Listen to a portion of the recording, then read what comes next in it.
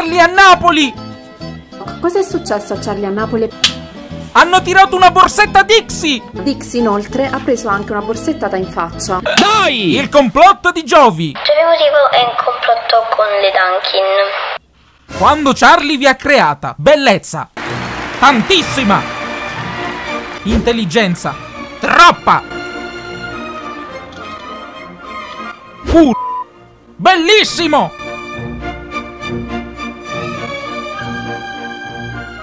non potete stare su TikTok.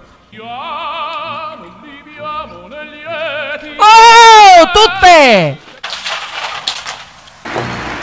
Gli insulti delle Dunkin.